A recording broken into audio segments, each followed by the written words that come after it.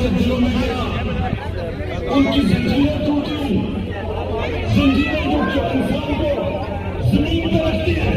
इकबाल के शायरीन बने वो, दुनिया की उन्होंने नामत की, और ये दुनिया की तारीख का हिस्सा है, ये सारी दुनिया की तारीख का हिस्सा है, जिसका हमें पता ही नहीं है कि उन्होंने क्या किया था, जो इंसानों की जंजीरें तोड़ के तो पाकिस्तानियों, इसलिए मैं आपके पास आया हूँ कि ये जो कहता है कि बेगम कि हम जनाब मुकरूर से गुलाम है, शहबाज शरीफ तुम पैसे के गुलाम हो, हम तो आजाद हैं। और दूसरा कहता है कि जनाब हम तो लाइफ सपोर्ट मशीन पे अमेरिका चक्कर बंद कर दो। शर्म करो, शर्म करो कि 22 करोड़ लोगों को तुमने गुलाम रख दिया, क्योंकि तुम खुद गुलाम हो, तुम्हारे पैसे बाहर पड़े हैं, अपने पैसों की पूजा करने वाले तुमने। हम जो एक बड़ी अजीम ख्वाब पाकिस्तान जो बनना था, आपने हमें चूंटियों की तरह जमीन पर रखा हुआ है। मैं आज आपको आजाद करने आया हूं, मैं आप आज से अहद लेने आया हूं कि हमने इकबाल का शाहीन बनना है। हमने किसी सूरत किसी के सामने झुकना नहीं है। हमने 22 करोड़ की एक ऐसी कौम बनना है, वो कौम बनना है। और मेरा लीडर कायदे आजम था, जो गुलाम हिंदुस्तान में भी आजाद आदमी था। तो पाकिस्तानियों, मैं चाहता हूं कि आप अपना मुकाम समझे। कुरान में अल्लाह कहता है कि मैंने इंसान को अशरफुल मखलूकात बनाया, सबसे अजीम मखलूक। फरिश्तों को कहा कि इंसान के सामने झुको। शैतान को उन्होंने जन्नत से निकाला एक वजह से, इबादत तो वो सबसे ज्यादा करता था अल्लाह की, क्योंकि उसमें तकब्बर था, कहता मैं इंसान के सामने नहीं झुकता। और अल्लाह ने उसे कहा कि तुम्हें भी अंदाजा नहीं कि मैंने इसको क्या सलाहियतें दी हैं। और कुरान में फिर ये भी है, जब इंसान ऊपर जाता है तो फरिश्तों के उससे ऊपर चला जाता है, लेकिन जब वो गिरता है जानवरों से नीचे गिर जाता है। हमारे ऊपर है, हम ऊपर जाना चाहते हैं या जमीन पर लीनना चाहते हैं। पाकिस्तानियों, आप एक दफा फैसला कर लें। जब आप फैसला करेंगे कि हम किसी सूरत स्वाय अल्लाह के किसी के सामने नहीं झुकेंगे, आपकी परवाज ऊपर चली जाएगी। जिस दिन ला इलाहा इल्लल्लाह का मतलब आप समझ गए, आपकी जंजीरें टूट जाएंगी। ये जो गुलामी की जंजीरों में हमें डालना चाहते हैं, टूट जाएंगी। अब सब उठ जाएंगे। 22 करोड़ लोग हैं, बाहर पाकिस्तानी बैठे हैं, हर किस्म की सलाहियत रखते हैं, लेकिन ये चोर और डाकू, पैसे के गुलाम, अगर ये आपके ऊपर बैठे रहे, ये मुल्क कभी आगे नहीं बढ़ेगा बल्कि नीचे जाएगा। हमारी कभी फॉरेन पॉलिसी आजाद नहीं हुई। स्वाय थोड़ी देर के भुट्टो के जमाने में, और भुट्टो को साजिश करके अंदरूनी मीर जाफर ने उसको फांसी दिलवाई। कभी उसके बाद आजाद नहीं हुई, लेकिन कभी इतनी गुलाम भी नहीं हुई जो ये 3 स्टूजेस के दौरान हुई है। जो इन्होंने हमारे साथ किया, जिस तरह इन्होंने हमें गुलामी करवाई, इसकी कोई मिसाल नहीं है। रमजी यूसुफ को पकड़ा दिया अमेरिकनों को, हमारे कानून के बरखिलाफ। एमएल कांसी को पकड़ा दिया हमारी अदालतों को पूछे बगैर। एमएल कांसी के वकील ने अमेरिका की अदालत में क्या कहा, जब उन्होंने पूछा जज ने कि क्यों पाकिस्तान के कानून के बगैर आप इसको उठा के ले गए हैं, तो उसका वकील कहता कि पाकिस्तानी अपनी वालदा को बेच देंगे डॉलरों के पीछे। और वो किसका दौर था? नवाज शरीफ का दौर था। हम नहीं बेचेंगे, ये नवाज शरीफ बेच देगा, पैसे का पुजारी है। फिर जनरल मुशर्रफ का दौर आया, 9/11 के बाद इसने पकड़ पकड़ के पाकिस्तानियों को ग्वांटानामो बे में दे दिए। मुल्ला ज़ईफ तालिबान का एम्बेसडर था, जिनीवा कन्वेंशन के मुताबिक उसको प्रोटेक्शन थी, उन्होंने उसके बावजूद पकड़ा दिया, उनको ग्वांटानामो बे में भेज दिया।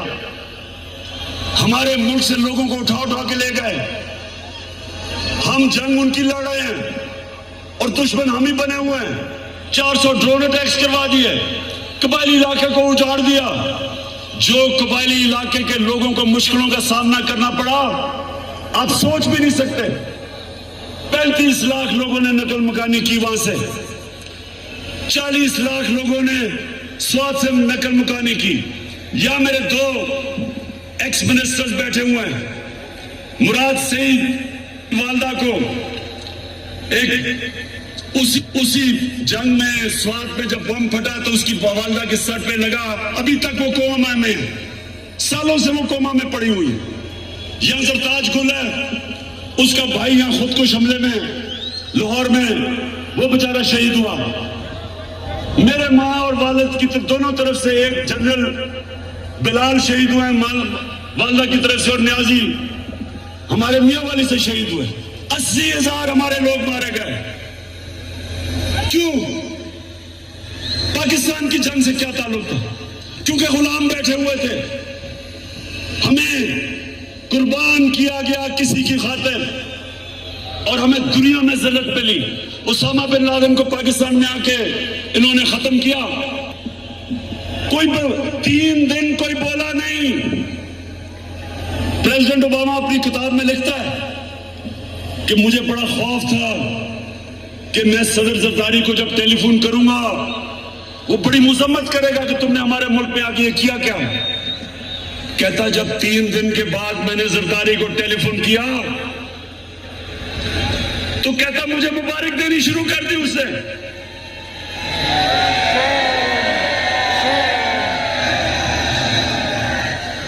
किसी के मुल्क में आके जो आपकी जंग लड़ रहा है, उसी मुल्क में आके आप किसी को मार दें और आपको बताएं भी ना, और वो सारी लीडरशिप हमारी पैरों में पड़ी हुई थी।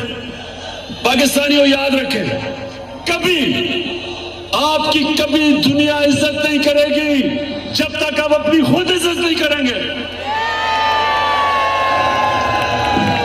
तो मैं आपके पास जो पैगाम लेके आया हूं वो ये कि हमने फैसला किया है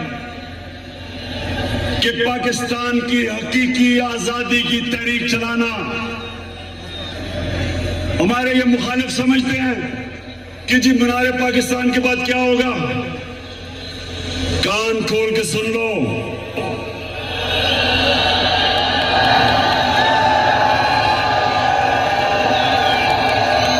कान खोल के सुन लो कि असल पार्टी तो अब शुरू हुई है।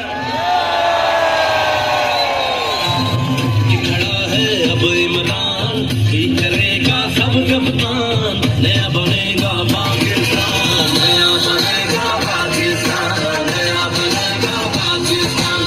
हट के खड़ा है अब इमरान, नया बनेगा पाकिस्तान, हट के खड़ा है अब इमरान, की करेगा सब कप्तान, नया बनेगा पाकिस्तान, नया बनेगा पाकिस्तान, नया बनेगा पाकिस्तान। हमने सारे पाकिस्तान, ये मैं तहरीक इंसाफ को कॉल नहीं दे रहा, मैं अपने सारे पाकिस्तानियों को कॉल दे रहा हूं, बल्कि मैं नून लीग और पीपल्स पार्टी के लोगों को जो इस मुल्क में आजादी चाहते हैं, जिनको पता नहीं कि कितनी बड़ी साजिश हुई है, मैं उनको भी आज पैगाम दे रहा हूं कि आपने सबने तैयारी कर दी है। गली गली, मोहल्ले मोहल्ले, शहरों में, गांव में आपने सबने तैयारी करनी है, आज से शुरू करनी है। आपने मेरी कॉल की इंतजार करनी है जब मैं आप सबको इस्लामाबाद बुलाऊंगा।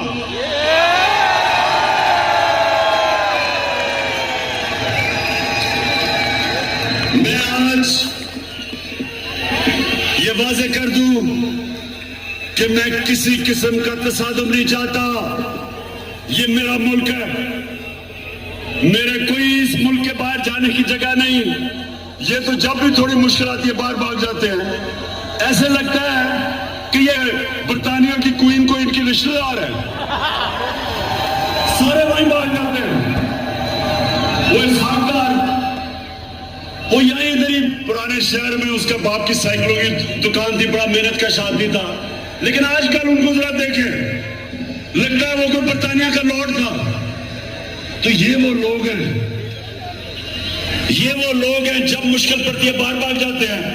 हमारा मेरा जीना मरना पाकिस्तान है। किसी किस्म का मैं तसादुम नहीं चाहता अपने मुल्क में। हमारी फौज है, हमारी पुलिस है, और फौज का भी मैं ये कह दूं कि अगर हमारे पास एक ताकतवर फौज ना होती तो आज पाकिस्तान के 3 टुकड़े हुए होते। हमारे जो दुश्मन हैं वो सिर्फ इसलिए कामयाब नहीं हुए कि माशाअल्लाह हमारी कौम अपनी फौज के साथ खड़ी है। हमारी फौज ने एक गलत फैसला मुशर्रफ ने किया, गलत फैसला उसने किया, लेकिन हमारी फौज ने जिस तरह की कुर्बानियां दी, वो कुर्बानियां ना देते तो आज पाकिस्तान का भी वो जो शाम और इराक का हाल है वो होता। तो हम आज दाद देते हैं अपनी फौज को, अपनी पुलिस को। हम चाहते हैं कि हमारी पुलिस भी एक मजबूत पुलिस फोर्स बने। हम कोई किसी किस्म की इस मुल्क को नुकसान नहीं पहुंचाना चाहते, लेकिन हम किसी सूरत इस इंपोर्टेड हुकूमत को तस्लीम नहीं करेंगे।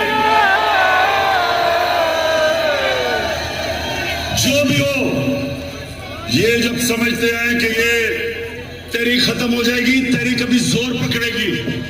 मैंने अपनी सारी पार्टी के बड़े बड़े सीनियर्स को कहा है कि इन्होंने निकल जाना सारे पाकिस्तान में।